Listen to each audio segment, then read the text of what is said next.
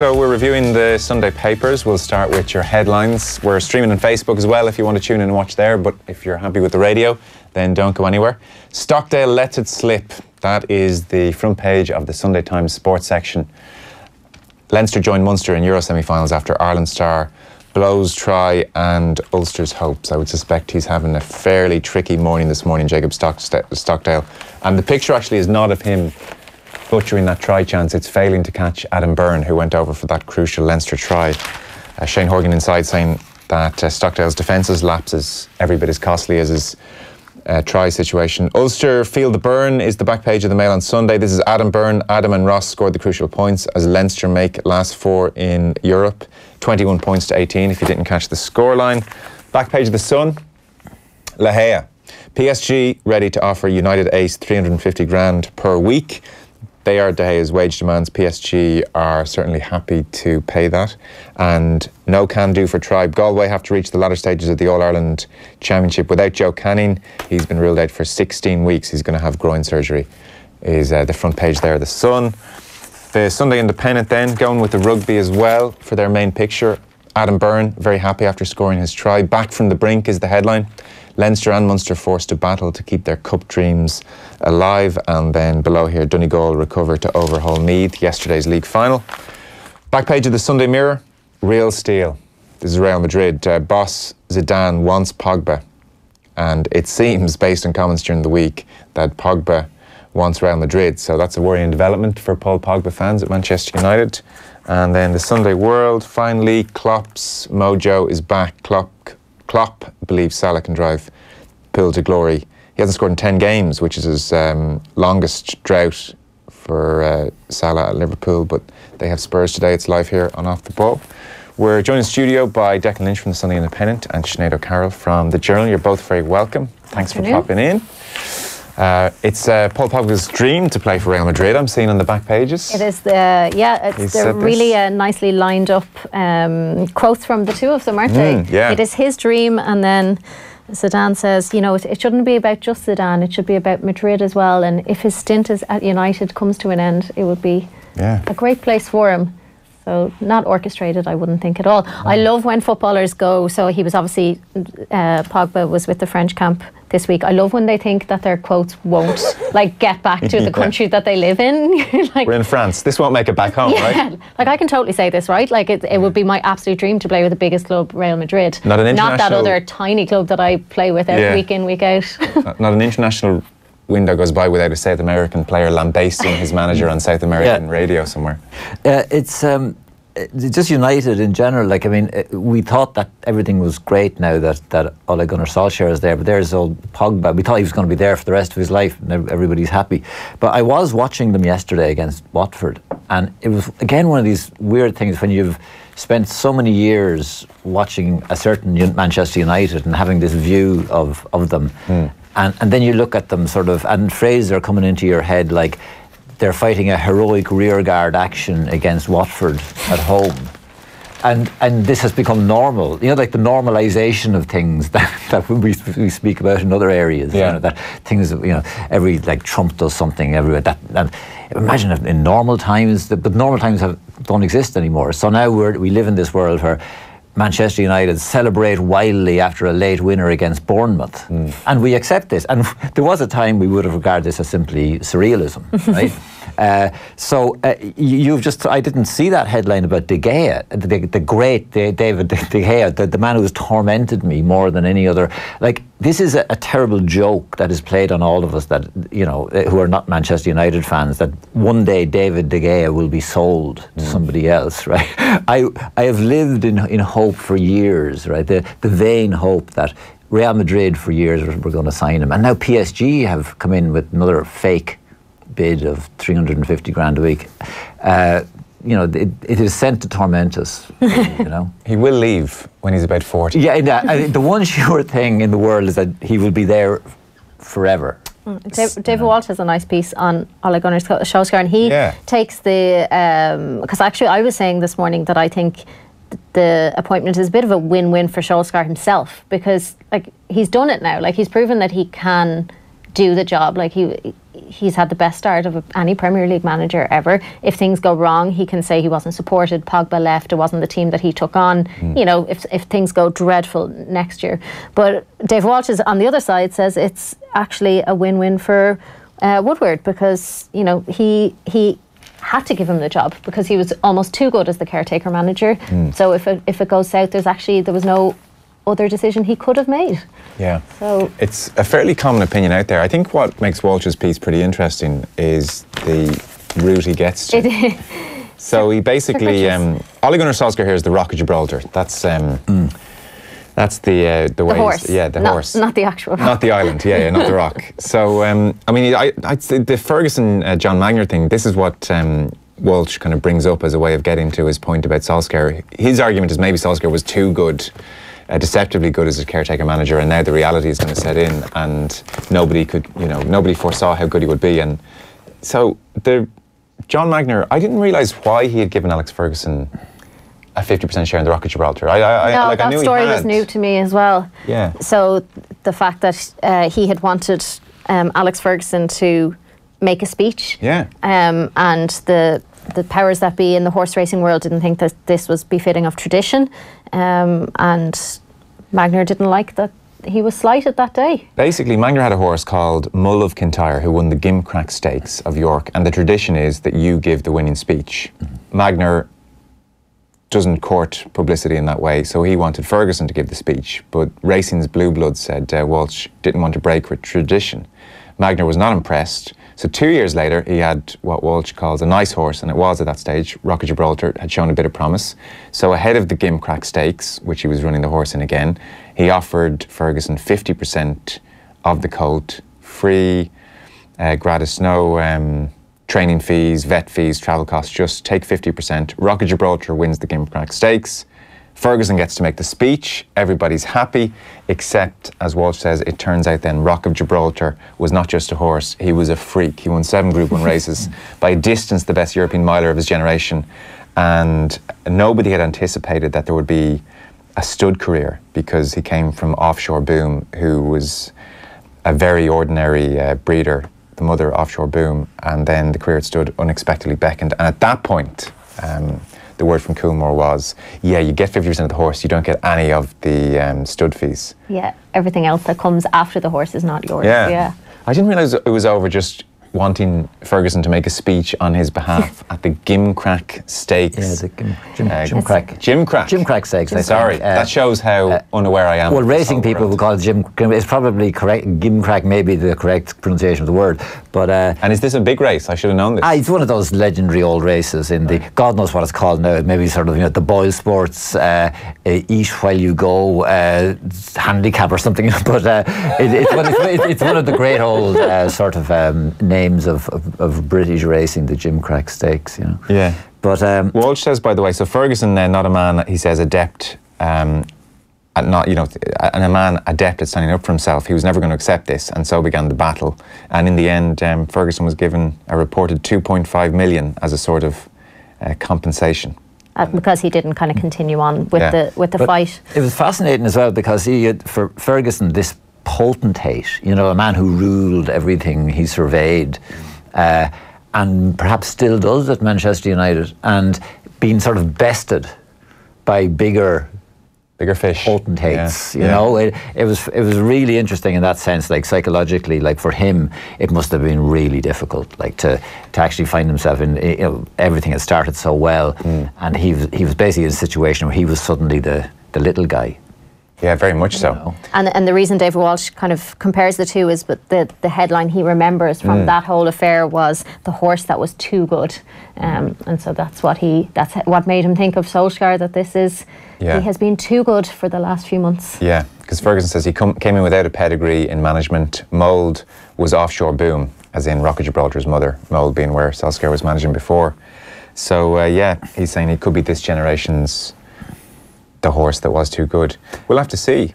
It is also so interesting. Like, the people just move on from these things, but there's this increasing thing of like the United players under Mourinho, right? Like, were they simply shackled and kept in sort of prison conditions or something, right? Or how much of it was them? I mean, the idea that sort of now they're all happy. They can play football. Shackles right? are off, I think. But I'm thinking of the poor divils who were going along to Old Trafford from places as far as Madagascar, perhaps every week. You know what I mean? A lifetime trip to Old Trafford, who inadvertently found themselves just observers of this little game that was going on between Mourinho and the lads. Like this has happened on several occasions in recent seasons. Chelsea took a year off, right? City kind of took a year off. And you think of, these people who live for this stuff, the fans, those people, and just how apparently indifferent.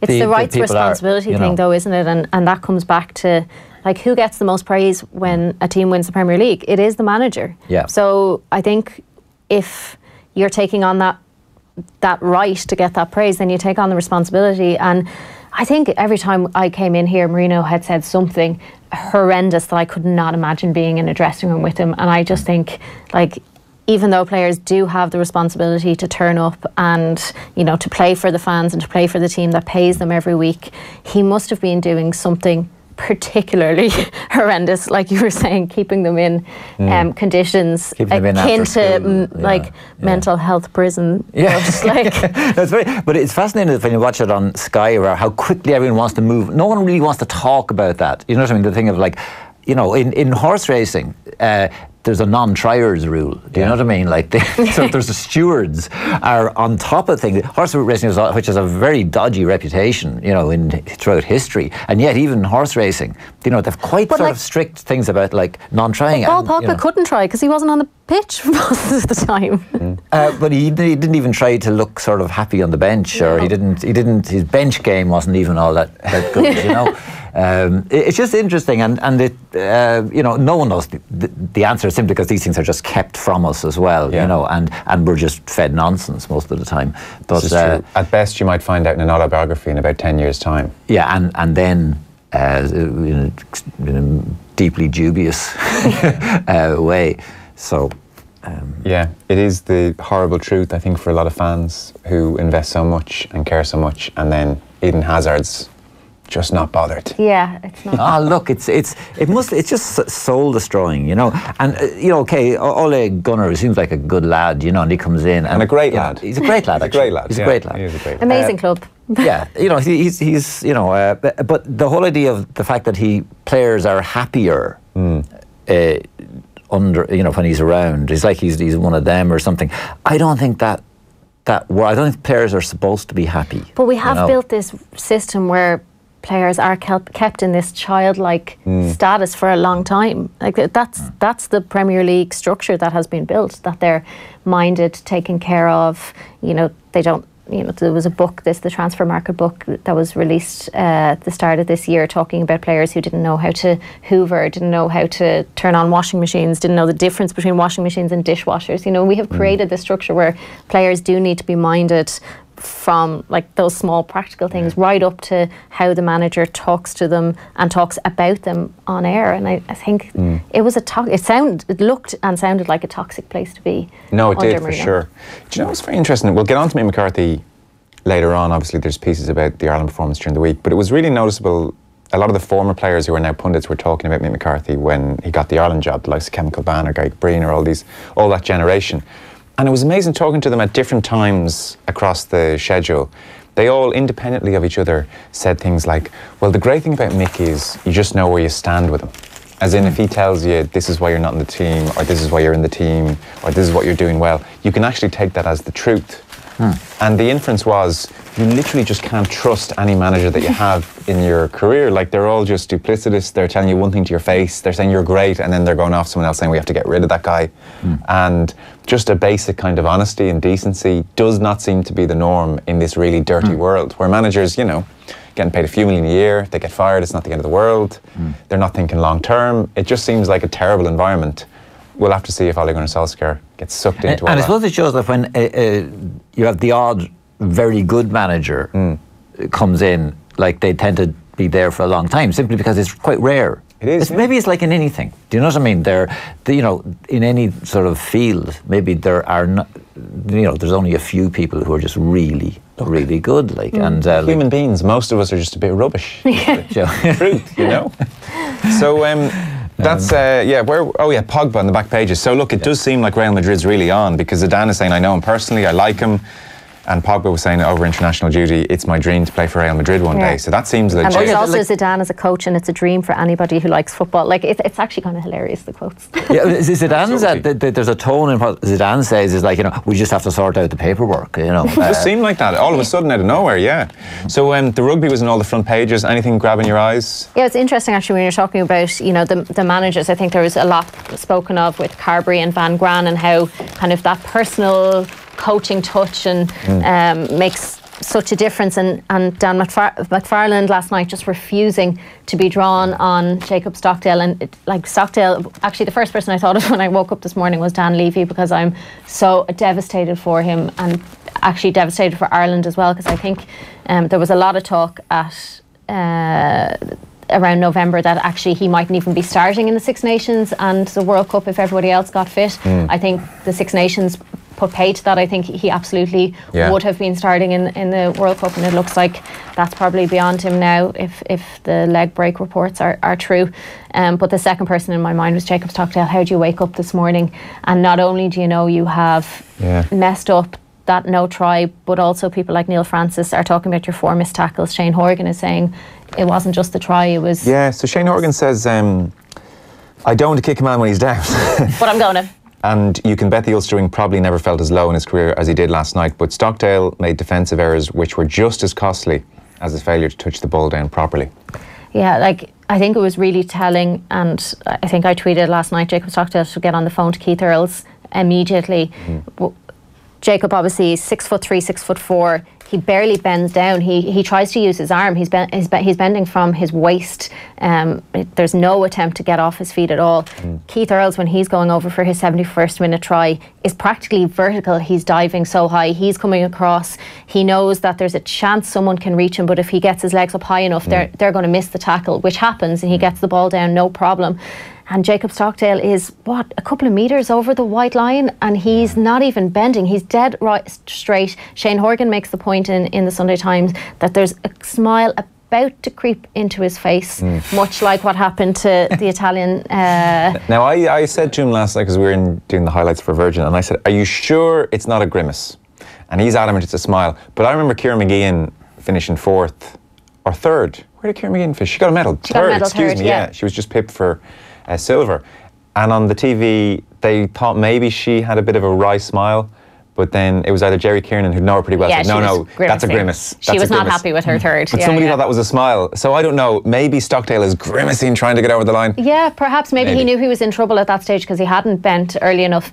Murray Kinsella spotted that he had spoken to his under-20s coach last year, and said that his under-20s coach said he used to give him heart attacks because he used to be 3 or 4 metres past the whitewash and wouldn't bend, and sometimes would look like he was about to not get the try. Right. So this has been an issue for him. It's not a once-off.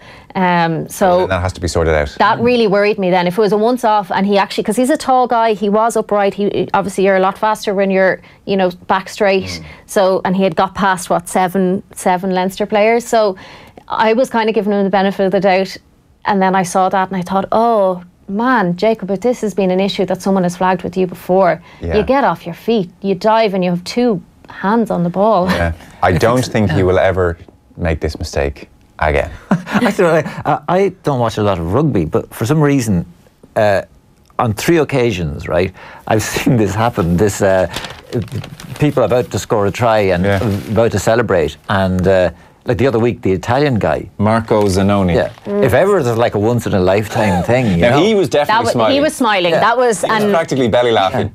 Yeah. And it seems like such a basic thing. Like there was Freddie Burns for Bath as well. Yeah, that was a celebrated one. And I happened to see. I don't know how I saw this. Is there a Declan Lynch curse here? Is that what this is? What? Is there a Declan Lynch curse? It must be. But I'm looking at this article in the Observer by Paul Rees about the psychology about how Eddie Jones, the England manager, is trying to employ the services of a health company called Headspace, which is to do with psychological kind of assistance to sports people, right? But because he was kind of taken aback by how England collapsed against Scotland, and he feels that for some reason, they don't have a kind of their heads aren't right, you know. And the piece goes on to sort of, there's a kind of a punchline halfway through it when it points out among the other people they've been working with are Arsenal. You know? Right? At that point, you know, canned laughter comes up, you know.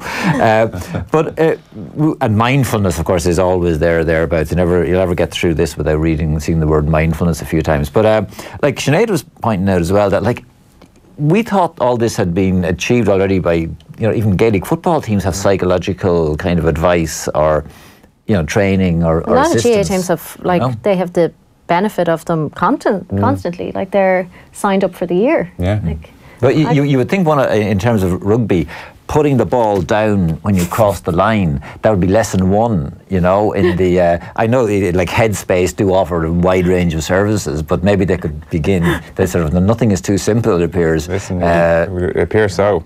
Yeah, I think it is interesting if England don't have a sports psychologist on their books. How would I'd be shocked if they didn't. I would be very shocked. Like, they absolutely must. They do. That can't be something that has just passed by the English rugby setup. There's no way Eddie Jones has suddenly thought, psychology seems important. I might look into this. Maybe they're just moving on from somebody else to Headspace. This place, yeah. What's Neil Francis saying about the game? Neil Francis has some nice one-liners about both games. So with Leinster, he said they look like one of those Kinder eggs with no toys inside last night. So he kind of makes the point of, you know, the two best teams yesterday, the teams who played the best rugby were Edinburgh and Ulster, but ended up, you know, losing out to kind of the greater experience of what he calls typical Munster. So he calls Munster typical Munster throughout his column, which I'd say will annoy a few people further south of us right now. He obviously takes massive issue with Stockdale. Stockdale tells him, you know, 2 hands good, 1 hand bad about the no try, but also takes issue again, very similar to Shane Horgan, about the 4 missed tackles. His point mostly is that Leinster's stand-ins are just not of semi-final standard. He, you know, even the likes of Adam Byrne, he puts in there who got the try, and with the Munster then obviously just picks out Keith Earls, who he said whose presence of mind was on another level from anyone else on the pitch. This was about his first try, tapped the ball from the mark and was over the line before any of the Edinburgh players could complain. Earls has been electric all season and is sharp to all possibilities that he has become typical Munster's most important player. Yeah, he's a brilliant story, Keith Earls. Like 10 years ago now, went on that Lions tour as a young player and had his confidence just smashed to smithereens, didn't go well, and then has talked about just struggling to get preparation right, getting really big at certain points when it was in vogue to get big and then getting too skinny. And it seems like in the last 5-6 years, 4 or 5 years even, he's just almost found himself as a professional. Figured it out. And it's like he's getting faster. It is. He's a wonder to watch. And I actually found yesterday, because I watch a lot of rugby, but I don't particularly have, like, I'm from Leinster, so I probably should have, you know, the graw for Leinster, but I, you know, sorry, are you coming out of the closet as a Leinster fan? No, I'm actually Ireland first is what I call it. I seem to just gravitate towards players and who I like watching, and I was so confused yesterday. I was like, I don't know what I'm meant to be like thinking and feeling here, because I do actually genuinely just watch the Irish players and how they're doing and you do end up, I was sitting there yesterday going, who am I meant to be up for in this match? But I think Keith Earls and Joey Carberry are the 2 people I just absolutely have adored watching in the last season, really, the last year. By the way, Shane Horgan on Conor Murray says, Conor Murray's always been a man to trust, yet there's no doubt he hasn't been the same since his injury. And he says of the current situation, the tempo's not there. This has also infected his decision-making, which up until now has been exemplary. And he says neither Munster nor Leinster's performances will worry Saracens, Racing or Toulouse. They will have 2 noted giants of the European stage drawing on all their experience to edge out 2 testy opponents, and they'll know that both Irish sides are capable of better. They'll have to be, because Saris are flying. Yeah, and Neil Francis agrees. I think both of them are very much on the same page, that semi-final might be as good as it gets for the 2 Ireland provinces. Especially if Leinster have to go to France. If Toulouse win today, they'll be at home. Leinster, that is. So I think with the Conor Murray thing, the decision making, I agree with Shane, and particularly in the France game when everyone felt that it was getting back on track and Ireland were getting to their best. And I really didn't feel that in the Aviva that day at all. I was leaving thinking, you know, that they had to win that match, obviously, because France were so poor. But it didn't feel like that. And Conor Murray's decision-making still felt off. That quick decision-making that allows him to be as confident as he is, and that confidence allows him then to do the things that he does. But there was that moment for the second try yesterday where the offload was something a little different. It was a little bit of magic. So at least there was that. At least there's something coming back. And, you know, after an injury like that, a neck injury, it might take some time. Totally. I saw Luke Fitzgerald tweeting that he thought he was really good yesterday. So there's various opinions out there. We're going to take a very short break. There's loads more to get to in the papers. Obviously, there's FAI coverage, as there has been over the last number of weeks. Seamus Coleman and the Mick McCarthy era generally being discussed, and a few other bits and pieces. Get up-to-the-minute news updates at newstalk.com and on the Newstalk app. One of the most important safety features of your vehicle is to have a clear view of the road ahead of you and to be able to react quickly. Make sure you check bulb and wiper performance regularly for maximum visibility. Motor tips, brought to you by Volkswagen Service. Book a service online at volkswagen.ie. Dreaming of a sunny beach break? Fly Air Arabia direct to Agadir, Morocco's premier sun destination. Flights from Dublin start at €59 one way, including taxes. Book at airarabia.com. Air Arabia, where next? T's and C's apply.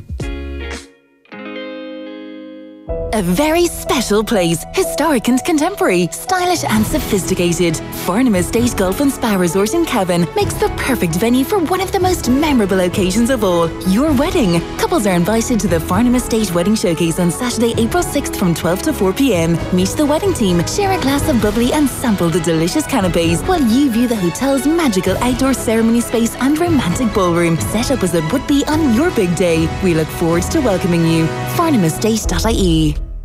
The big Easter sale is on now at appliancesdelivered.ie with up to 40% off the entire range, which means that I can roll out my eggiest Easter puns, like cracking offers, extreme savings and shocking deals. Okie dokie, there's €100 off a Whirlpool 9kg washing machine, now just $399. The Dyson V10 Absolute, only $499. Or the Samsung 40-inch UHD TV was $549, now $399. And there's free delivery on selected products. Start saving now at appliancesdelivered.ie. Okay, the secret is out. Kildare Village is having a private sale right now. That means saving an extra 20% on participating brands. But to get those savings, you must become a privileged member at kildarevillage.com. It's a private sale, don't forget. So get online and be in line for some pretty remarkable extra savings. Only during the private sale right now. Only at Kildare Village, where there's something extraordinary every day. Terms and conditions apply. Consider saving on your shopping with the Super Value Real Rewards app. Get a money off voucher on your app every week between now and the 10th of April. Talk to our friendly staff in-store who will help you get money off your shopping today. Terms and conditions apply. All things considered, it's Super Value. Off the ball. This is News Talk. Now you're welcome back. So we're reviewing the Sunday papers. Sinead O'Carroll and Declan Lynch here in studio. They're just underway at Croke Park in the Hurling League final. Limerick 2 points to no score up against Waterford. Galway beat Kilkenny in the Camogie by 2 points, and we'll preview Mayo Kerry with Mike Quirk later on. But we're going to finish off reviewing the Sunday papers. FAI all over the papers again, as you might imagine. This Oireachtas hearing is on Wednesday, so I suspect there's going to be plenty more FAI coverage across the week. Yeah, news and sport. Yeah, news and sport. So in terms of news front pages, the Sunday Times have a report which, I mean, all may be proper and well, it must be stressed, but it was something I was unaware of, and maybe it will come up at the Oireachtas committee, maybe it won't. So they're just talking about Delaney's, well, they start off by talking about his €300 a day on UEFA Business, which is the per diem that you get, which I suppose is nice if you can get it. But then separately, they say the Sunday Times has established that the FAI and Delaney have been promoting a deal to football clubs that involves doing business with a company run by Paul Delaney, who is John Delaney's brother. Under the scheme advertised on the FAI website, clubs can get funding for floodlights and ongoing rental payments from Shared Access. That's the name of the company, American-owned. Paul Delaney, Managing Director of Shared Access since 2017. Before that, he was their Site Solutions Director, and the Sunday Times quote a source in one club saying there were a number of problems with the deal from a club perspective. It increased electricity costs, inflated the price of repairing the floodlights. Neither the FAI nor Shared Access responded to questions last week. Like I said, could all be absolutely proper and fine, but it was just another development, maybe another question mark that people would like clarified. Yeah, I think it's another avenue. Our politicians will be questioning on Wednesday if they can. I think the Oireachtas Committee, I think people are a little bit more familiar now with the setup than they were maybe even, and by people I probably mean sports journalists, and I think a lot of sports journalists the last time were expecting something quite different from what they got. I think it was January 2017 when they were last in, you know, and there was a lot of, you know, people standing up and saying, you know, it would be very hard to be critical of the three men in front of them. It was the IRFU, the GA and the FAI were all in together, which I think raised some eyebrows. You know, there's maybe not being critical, but there's definitely things that you'd like to ask them questions of in an atmosphere. The Oireachtas has not absolute privilege, but pretty strong privilege in the committee on that day. But they all have to ask a bundle of questions. Yeah. So it's not always the best format to kind of dig and drill into something. So hopefully this time out, if there's enough research and there's enough people working together, that can happen. Well, Noel Rock is talking a big game. He is. And we'll see what he does. Catherine Murphy was excellent back in January 2017. She was a beacon of hope amidst a fairly grim showing. Yeah. I remember watching it live at the time in January, and we did a piece that night on Off the Ball with one of the politicians. I can't quite remember who it was, almost just to make the point that this was abysmal. Like, you realise this was terrible. John Green has had a look back at that Oireachtas hearing of 2017. The highlight was, I think it was Peter Fitzpatrick, FG, who part of his questioning was no longer FG, so just to So, I liked that he addresses John Delaney. He says, I liked what he said about soccer being focused on social activity as such. Can you elaborate on that? Obesity is a big issue in this country. As the organisation for the biggest sport in Ireland in terms of participation, what is the FAI doing to combat obesity? Now, first of all, if I were John Delaney, I'd welcome that query, because obviously, you know, it's a very important issue. But I know obesity is a major issue, but the FAI are not the people to solve it. to solve it. Yeah. I think we can, if we have one takeaway from today, it is that obesity will not be solved by the FAI. There's many things they can do, you know, and will do indeed, but that is not one of them. I think some of the members would do well to look back at when permanent TSB officials were in quite recently, and the same question was asked 9 times before an answer was elicited from them about the structure of a setup. They basically wanted to find out if there was a loophole, if any tax would be paid by a new structure that was buying a whole tranche of loans from PTSB. There was no answer to the initial question, the second, the third, the fourth, the fifth, and eventually 9 times they asked the question, they eventually got the answer that there would be no tax paid by that vehicle. And can I ask, because you have the misfortune of having to sit through a number of Oireachtas committees, I would suspect. A lot of people, for instance, would have seen Michael Cohen being questioned by a select committee in the States recently, and that seems to be a different system whereby each representative gets a certain amount of time with whoever's being questioned. So there is a back and forth. There is question, answer, I'm not happy with your answer, let's dig down more into that. Now, it might only be for 5 or 6 minutes, which isn't overly satisfactory either. But in the Oireachtas committee, certainly that one back in 2017, it seemed like each representative asked 3, 4, 5, 6 different questions and then passed the baton over to their colleague who asked another list of questions, and on it went. And by the time it came around to John Delaney or Philip Brown answering those questions, you'd forgotten what the first one was, and it was very easy for anybody to just skip answers to questions. Is that the norm? Is that how it works? That's how it works, yeah. So you get questions, you get a whole load of questions together, and then they come back to the witness. It's really inefficient. It's not great. There is a little bit of over and back now, and you'll basically see the politicians who are well researched and who really care about the particular issue can perform really well in committee. It's just that Venn diagram, particularly in 2017, of the people who were well researched and the people who cared, that Venn diagram didn't work out. Catherine Murphy was, I think, the one person who was well researched, like had questions about corporate governance, knew how long people had been sitting on the FAI board, knew to ask about the 5 million payment after the suggestion that we'd be the 33rd team. The House of Commons as well, you look at these committees and it is really like looking into another world, because we've seen like appalling clownishness over the last couple of years from MPs, but these committees, like, they're really good. Like if they bring in someone like Rupert Murdoch and they clean him out, like it's extraordinary. It's a good thumping. The British cycling one was one we followed quite closely here, and they really go to town on people.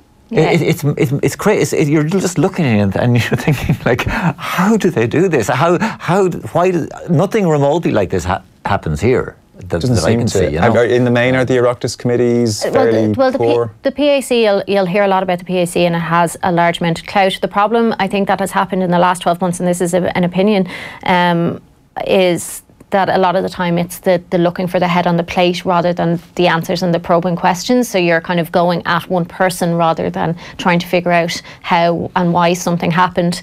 They can be good at probing places to get more information. Say there's been a lot done in committee about the National Children's Hospital. So they can be good places, but they do have to have that balance of the politicians. I think they also need to work together. The committee members need to work together so that they're not scattergun questions to people. And in this instance, I think there's so much to ask that they have to make sure that they're asking effective questions consistently. It should be a cross-party effort. It really should be, because this has obviously got to a point where we know that there are a lot of questions. People are interested in the FAI, in what is happening to the structure, the corporate governance, and what will happen in the future, and that it's not just left to kind of govern itself. There are a number of pieces actually which unfortunately make the mistake of thinking that this Oireachtas committee has been sparked on the back of the Sunday Times €100,000 bridging loan story. November 2018 is when the Oireachtas decided to summon the FAI and I suppose John Delaney, and initially it was meant to happen in January of this year. In some respects, I would say the FAI and John Delaney wish that it happened in January of this year, as opposed to after all these stories have broken. So this is not specifically to do with any of these stories. It was more of a general issue. November was when O'Neill and Keane lost their jobs, and there was a lot of talk about the direction of Irish football generally. And the salaries being paid, and that was when the Oireachtas said, let's talk about this. And people wanted to know what severance payments were involved in that, because obviously they were on huge contracts. They did get sacked, and there was, a need for transparency around what money was going where. So it's taken on now an added significance almost, because these stories are broken. We'll have to see how the Oireachtas committee performs. It's on Wednesday. I suspect we'll play you back long chunks of it and off the ball. I suspect a lot of people will just watch it live on the website. I think they probably will, because there are... Or Oireachtas TV. Oireachtas TV, and they can be really entertaining at times as well, and illuminating. There'll be things that they won't be able to hide from. You can tell if someone wants to answer a question or how they're answering a question. So the best way of going about, if you're trying to figure out where you stand on this, I think there's been a lot of talk about, the great grassroots work that's being done. From my point of view, I genuinely want to know what that great grassroots work is, because I'm not a football person. I'm not a member of any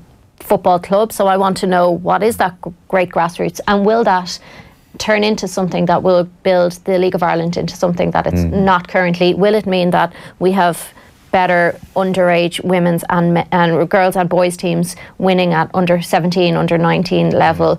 Will it eventually come across and we have a stronger national team? I don't know to what end that grassroots work is happening. Like the Ories, there's so much stuff about executive culture and corporate governance and all this, and yet there's the overriding truth that that the FAI deals in the single most popular sport in the world, in a country that is mad for it, right?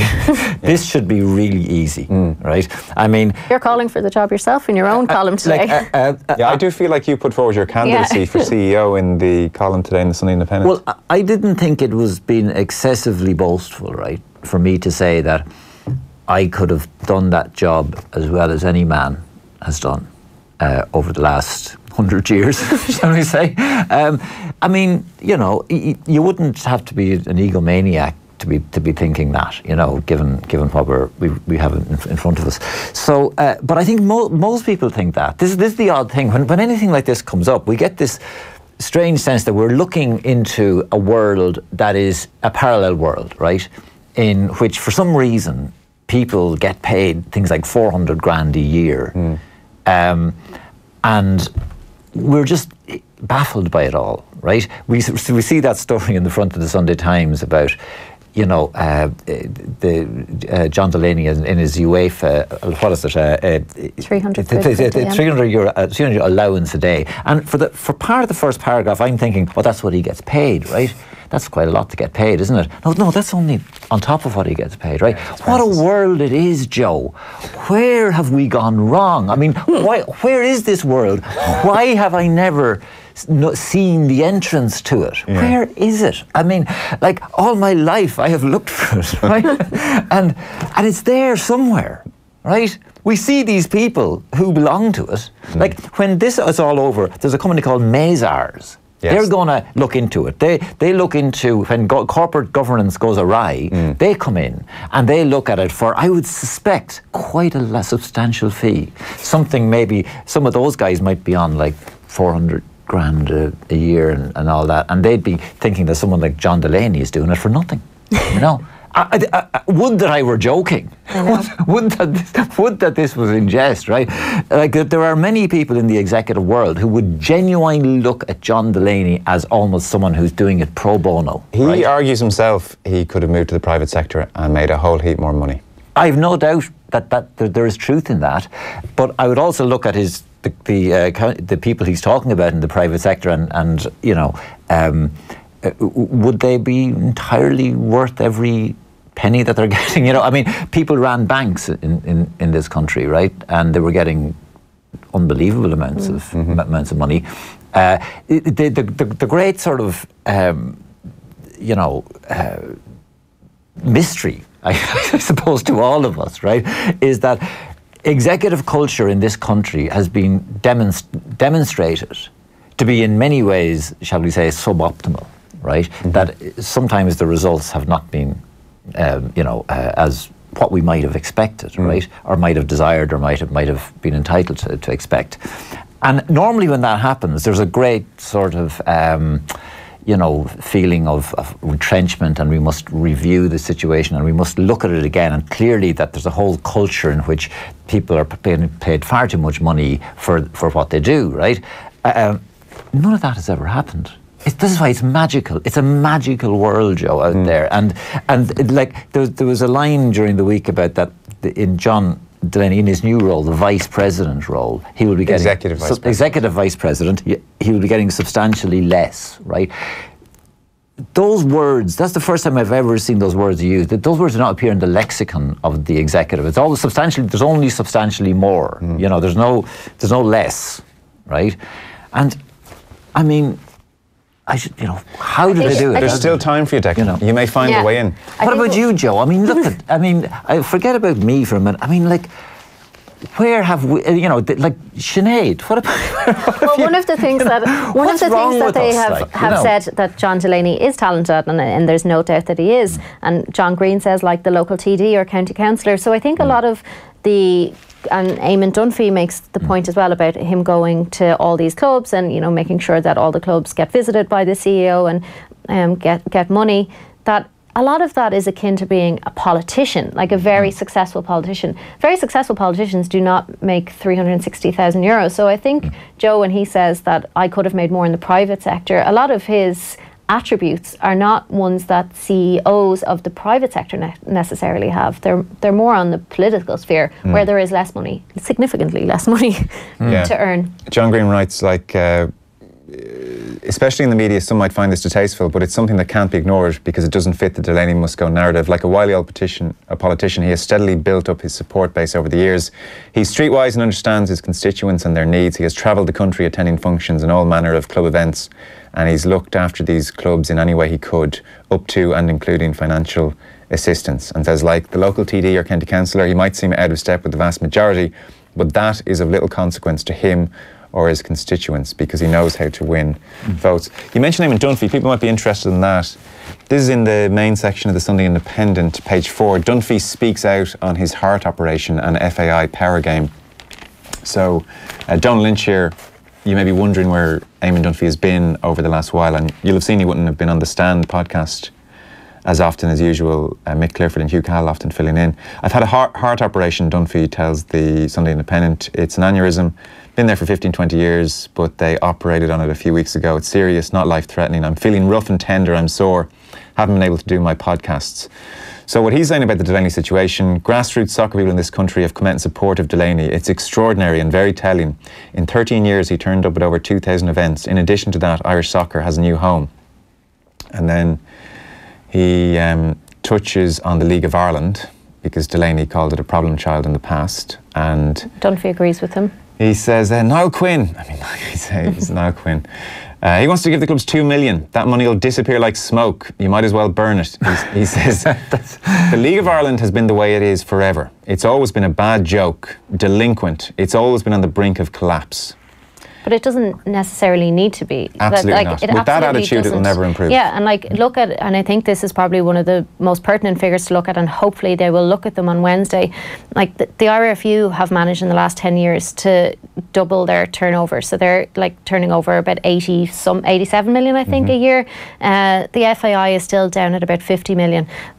You have to be innovative. The IRFU have to be innovative. They have to create a product. So they are selling a domestic product, but they've done it in a way that, the Celtic League is there. They've managed to, make the Champions Cup something in Ireland that is not the same in other countries as well. We really care about it. They've built a product kind of from the ground up. They also crucially got their ticket pricing right for the Aviva Stadium. Yeah, and what Ireland, what the League of Ireland can do, they have a much more captive audience across a wider geographical spread, with a game that both girls and boys love from a much younger age and have much more awareness about. It's an easier game to play, it's an easier game to teach, it's an easier game to follow. There should be no reason that the League of Ireland can't do something quite modest, an 80 million turnover, to get that 50 million to 80 million, to create, needs something quite modest in terms of turning the League of Ireland into something better than it is. That line there, that it's always going to be, there's no hope for it almost, is willfully defeatist on Dunphy's part. I'm not sure why he's taken that line.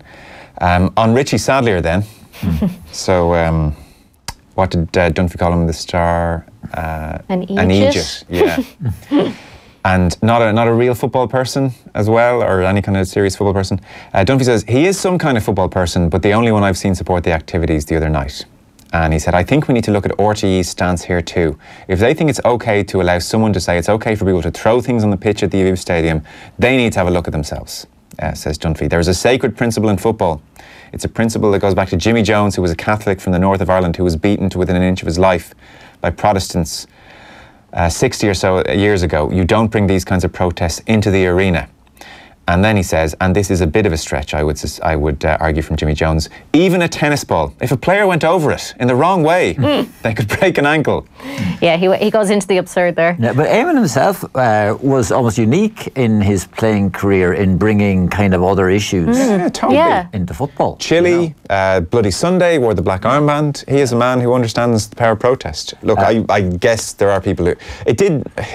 But you see him there. I mean, anytime, everyone else, apart from the RTE panel, where he was for years, seemed to think that his views are interesting and that they're entertaining and that, you will go out and seek them out. And yet it just highlights again the absolutely bizarre situation whereby himself and Giles are no longer on the football panel. I mean, it's...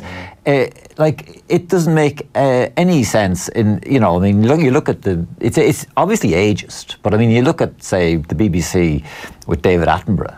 Do you know what I mean? They didn't tell him to sort of, that's fine now, David. So it's just, so I'll be here the Sunday Indo have a piece, everywhere, anything happens in Irish football, Dunphy, call for Dunphy. What does Dunphy have to say about this? And the only place you won't see him is actually... mostly it's because we want to disagree with him as well, though, and I really do disagree with him on the protest thing. I think if you're protesting football, you protest it at football. Like, I don't see where else. It almost doesn't matter what Eamon Dunphy says. It's like, you know, it's just interesting. Totally interesting to see him saying it. Like, you know, that whatever that thing is that people have who are kind of magnetic personalities or who are good on television or whatever, right? That thing they have, whereby it kind of, you just listen to them because they're doing something. They're saying they've got some energy, a certain kind of energy or whatever. He clearly has that, and that RT thinks that it can dispense with that is kind of hilarious, really. Yeah, I think he's missed, to be honest. I never thought I'd say it. He's doing well with his own thing. The stand. It is interesting though that a lot of and just my last word on the FAI stuff, because a lot of the players have come out against the protest. You know, Stephen Hunt is writing about it today in the Sindo, and Ronnie Whelan. I think part of the problem is that they see the be all and end all as being the senior national team. Yeah. So if you see the be-all and end-all as being the senior national team, then of course you're not going to agree with the protest, because that's going to get in the way of one match for that senior national team. Yeah. But what these football people, as you seemingly have to be to comment on football, is saying that we actually love Irish football and it's bigger than just one match for the national team. So let them protest then, and I think the likes of Stephen Hunt and Eamon Dunphy and the people who profess to be football people in Ireland should acknowledge that in some way, that it's not just about the senior national team playing one match in the Aviva. Yeah, he's had the accusation thrown at him that somehow he's gotten an association with Delaney. You know, he says there's no conspiracy of silence amongst the RTE panellists, he insists. You know, I don't think Ronnie Whelan or Damien Duff have anything to do with Delaney. I don't know who set up John Giles Foundation. I think Delaney is interlinked with it, but John has never hidden that. I have never accepted hospitality from Delaney. I know the guy. I haven't spoken to him for years. I've tried to say there's bad stuff, but there's also very good stuff here. We're not looking at some kind of ogre. He has a kind of love for the game, but he has too much power. And he goes on to say, when a committee come for you, you're in trouble. He's in a fight for his life. We'll see how it plays out. So that's on the Independent main section, page 4. And meanwhile, in the Sunday Indo, McCarthy fighting for his future. Which seems like a completely bizarre headline, then you realise it makes complete sense, because among the other wonders which the FAI have given us is the fact that this only reminded me Mick McCarthy is going to go after he's only got about a few games. Yeah, in a few games. He has 6 games left. He's scheduled of the normal qualification. Yeah. So it sets up a great sort of series of possibilities, including that Mick takes us to the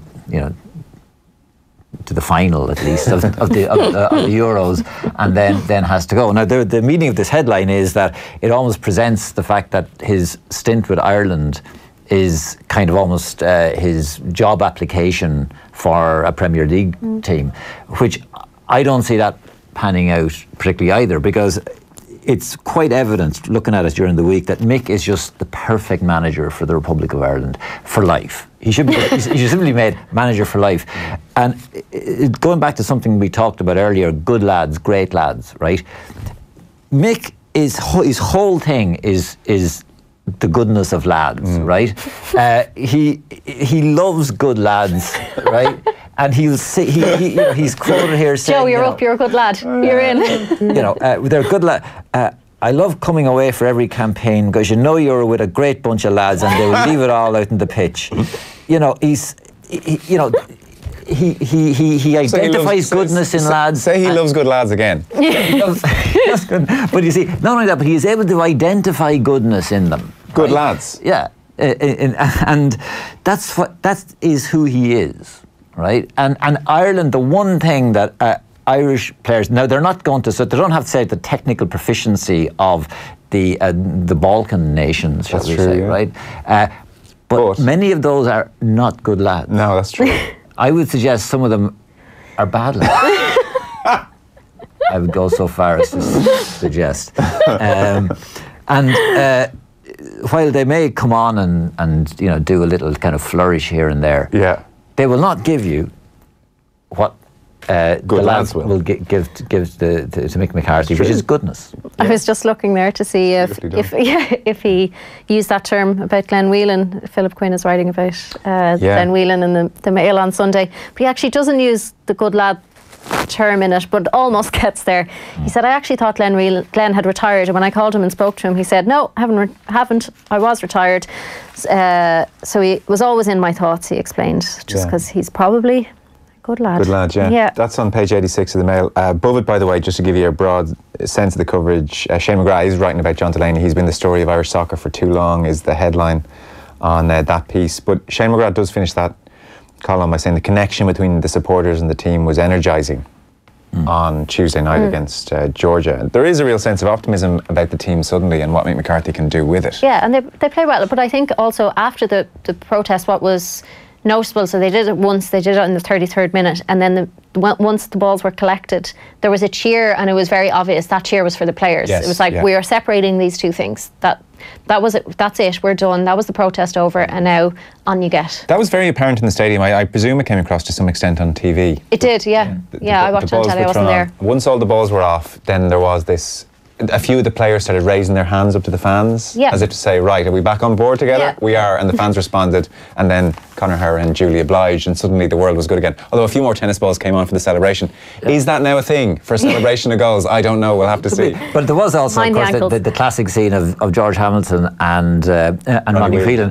It was almost, they had that tone of voice that, when a streaker comes on, sort of, this is this kind of silliness. This, I was at the match, I didn't see. Yeah, they were very annoyed. When something like that, something unorthodox goes on, and it's like, God, you're going to get that kind of thing, I know, that's wrong. That's like to almost not give it a context. Yeah, they were really. They didn't. They just a mob threw tennis balls. Yeah, they didn't give a context in the commentary. And they went back to the panel, and Damien Duff and Richie Sadlier talked it out. And Richie Sadlier obviously has made headlines. The half-time, yeah. But in the commentary, you would have not been aware what was happening and what the idea behind it was. Well, it's not like we're having tennis balls thrown onto the pitch, and this is a problem game after game that needs to be eradicated. This has never happened before. It's obviously a half-decent reason. On McCarthy, Seamus Coleman's in all the papers. It seems he was a little bit tetchy. One. Yeah, so it seems that Martin O'Neill has kind of got across to them that we would prefer, myself and Roy Keane would prefer if you just didn't make comments about what went on. And it seems like they've taken it on board. So Paul Rowan is saying, he was really, really reticent to kind of make any comparisons about how the team is playing, which ended up then making it seem like he didn't want to talk about how well they had played during the week. At one point, Coleman says to a few of the journalists, I sort of know where you're going with that one. Yeah. But I don't want to make comparisons, I think, is what he says. How can you talk about how the team played, really, without drawing a comparison with how they played previously? And he obviously feels, well, if I say anything, if I even just say we were better, or we were a bit improved, that will be interpreted as a big hit back at O'Neill and Keane, which he doesn't want to do. It obviously comes from this Matt Doherty thing. So Martin O'Neill picked up the phone to Matt Doherty when he was critical. And so Paul Rowan says, it seems like there's a 3-line whip in place to anything that might be construed as criticism, because Coleman says, I don't want to be answering questions that look like a comparison and be making headlines. And he says that further on again about the tennis balls, about not wanting to make headlines. So maybe it's just in his head at the moment, that he has his own work to do. Again, back to Mick, he says, I have got them now, and I am not bothered not one flying flute what has gone on in the past or what their careers were. It's fair enough. It is fair enough. I'm going to interrupt briefly to go over to Croke Park. 34 minutes on the clock. Limerick against Waterford. How's it going, Mortras? It is Limerick 111, Waterford 10 points. There's no flying tennis balls or flutes here, just plenty of flying schlitzed. The All-Ireland champions have started the stronger. They've been doing all the moving. It took the Daish around 20 minutes or so to kind of figure out how to deal with it. But then just as they were, Aaron Gallan, he already had an earlier goal chance. That was saved by Stephen O'Keefe. He's making no mistake second time round.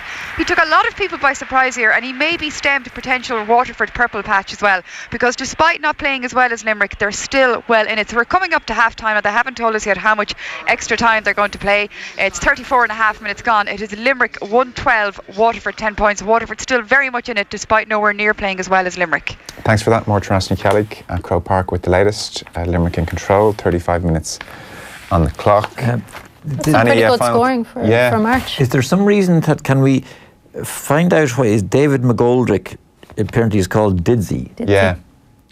I don't know why. He's Didsy with an S in the Sunday Independent and Didsy with a Z in the Sunday Times. I like the way Mick calls Matt Doherty the Doc as well at all times. Yeah. It is, I don't know. Look, I think Stephen Kenny's going to be a great Ireland manager as well, actually, and I'm glad he got it.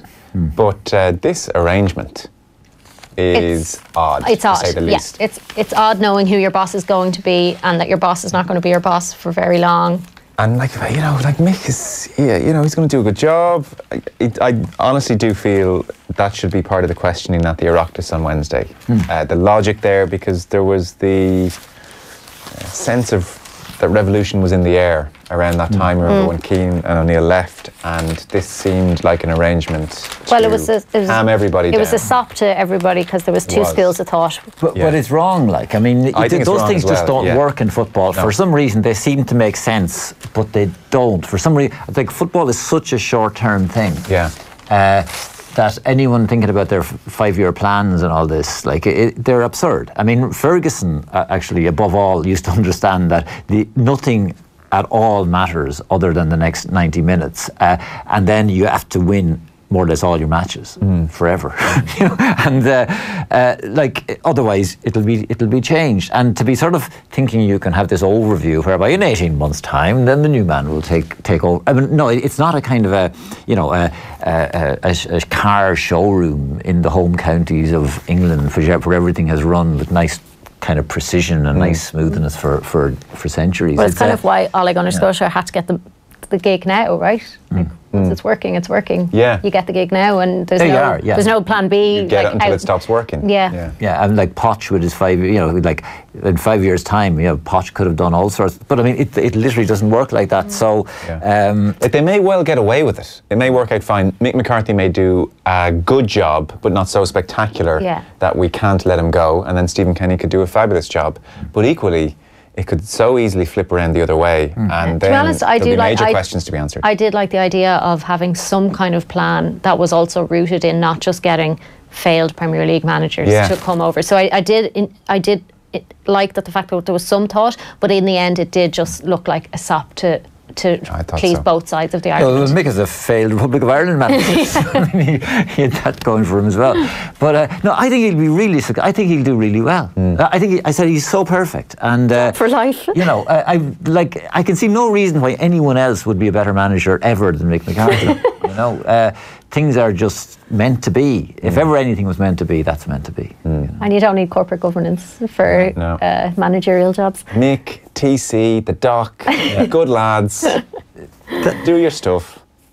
I wonder what he'd think of Dave Meyler. Can we just give Dave Meyler's interesting. Little nod to David Meyler. Jim White has a piece in the Sunday Independent. And you knew about this, but I did not know this is well known. This is well known that David Meyler is gifted, like seriously gifted, like world renowned when it comes to FIFA. So he's talking about that in the Sunday Independent. Computer game FIFA, not being working an executive at FIFA.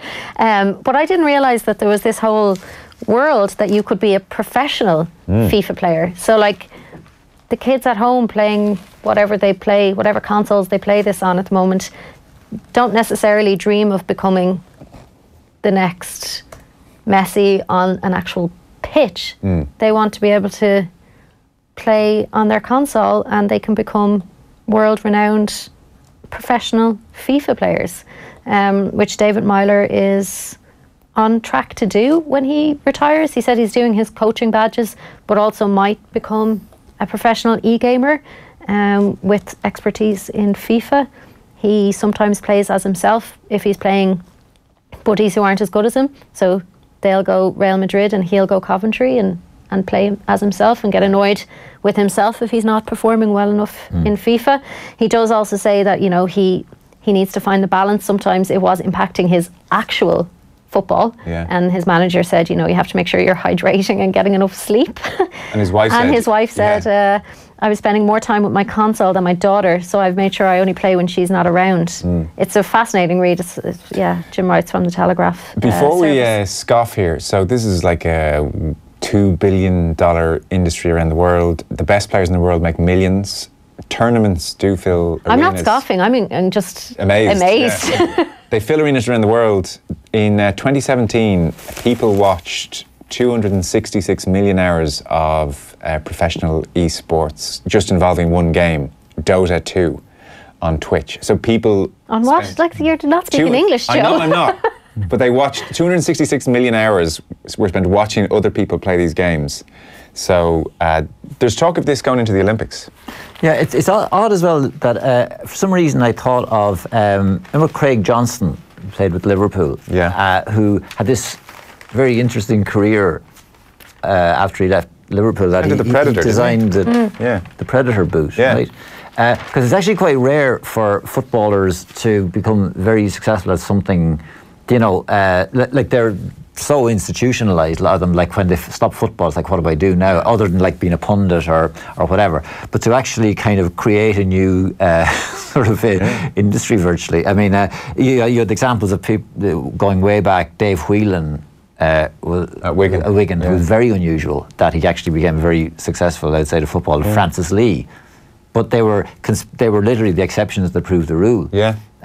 So few of them would have done that, and so it's interesting to see someone like that who seems to have this kind of potentially enormous career. This weekend there's a specially constructed e-gaming arena in West London for the first official e-Premier League competition. So thousands of e-gamers have been battling it out, and they've whittled that down to 40. So 2 players representing each of the Premier League's 20 clubs. One playing on Xbox, the other on PlayStation. The winner wearing their team shirt with their name printed across their shoulders, and that's all happening this afternoon.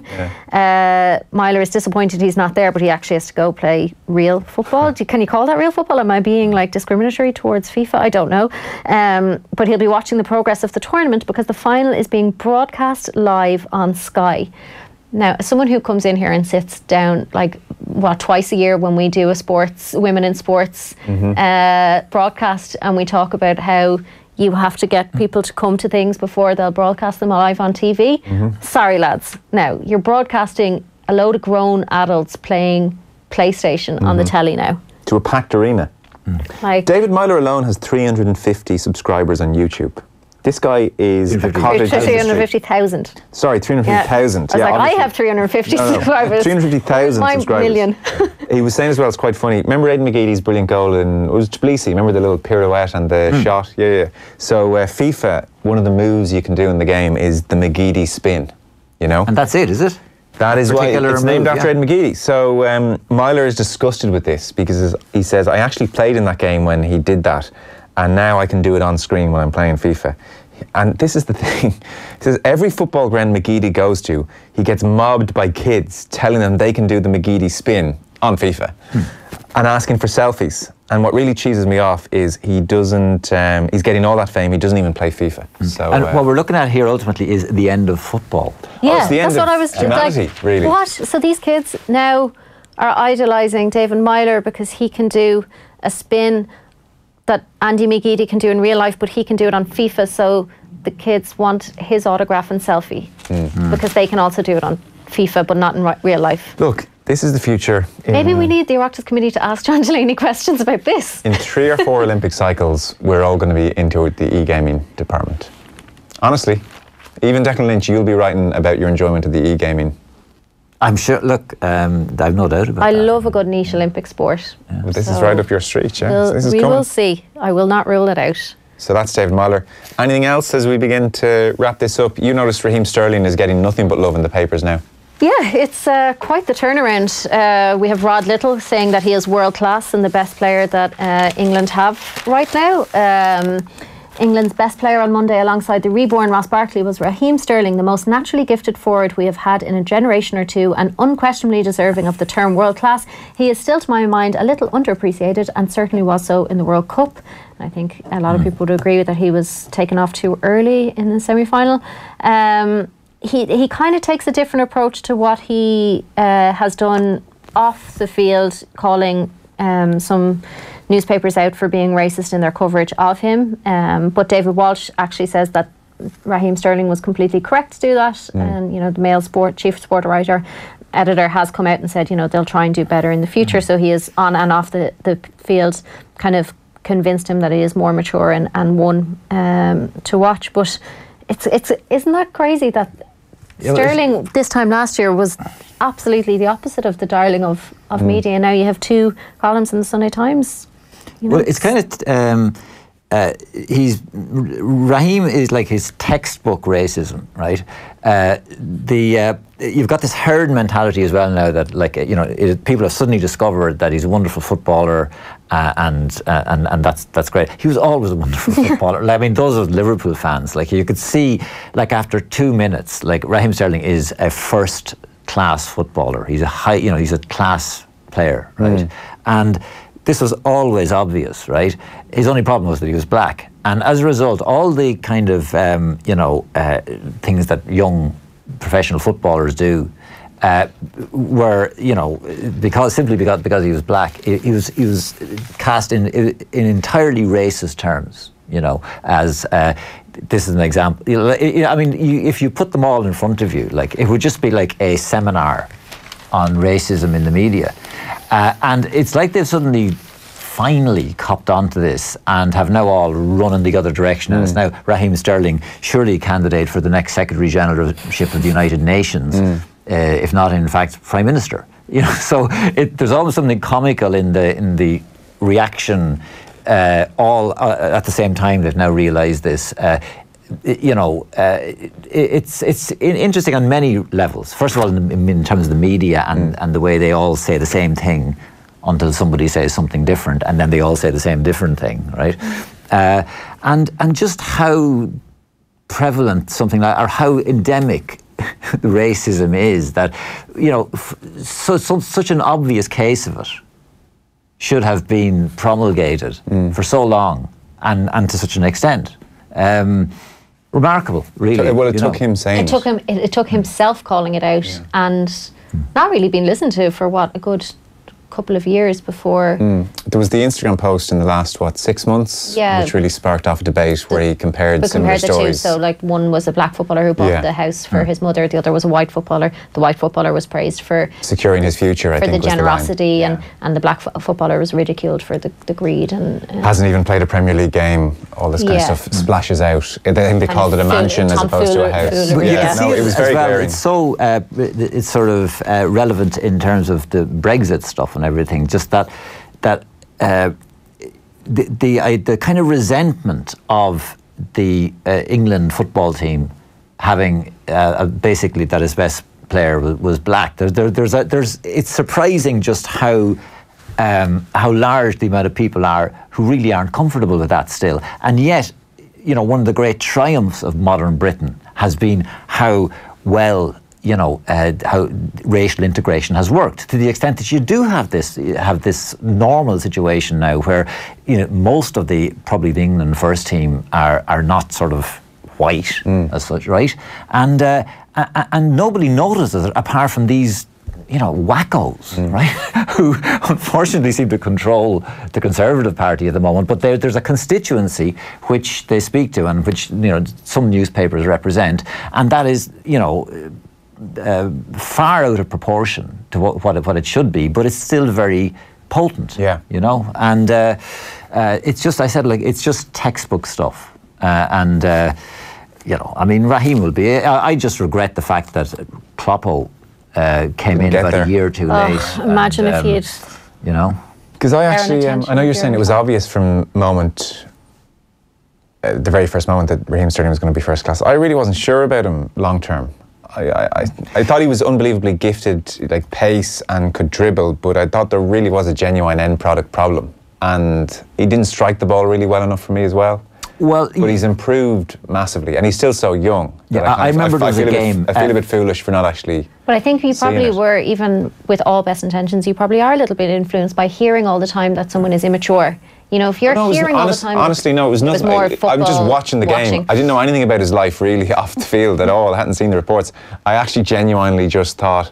I just wasn't sure about him as being world-class, delivering at the top stage. I think Guardiola's just been unbelievable for him and turned him into just this amazing player. No, I think he always had... There was a match against City. It was around Christmas, when I think it was his first real season in the team. And like any young player, he'd been kind of okay, and then he, not good. But there was a match against City at City, and he just looked really good. It's like he'd come into his own, and he just did a few things that were so obviously, first class, and that he had it. Yeah. You know, I mean, just the way he carried himself, the way, just whatever class players do, you know, and he was still so young, and yet, you know, in that game, he like, he did just a couple of things which were just outstanding, and which he had no right to be able to do, and which you just don't see most players doing. So from that moment, almost, you knew he was, and whatever problems with finishing or whatever, he'd sort them out. See, I wasn't sure. I think I have a bias against tricky wingers who rely on their pace through the youth ranks. Like Theo Walcott never got to grips with the game, never got the game intelligence. You still wouldn't back Theo Walcott in a one-on-one to finish if your life depended on it. You know, you'd be edgy as he was closing in on goal.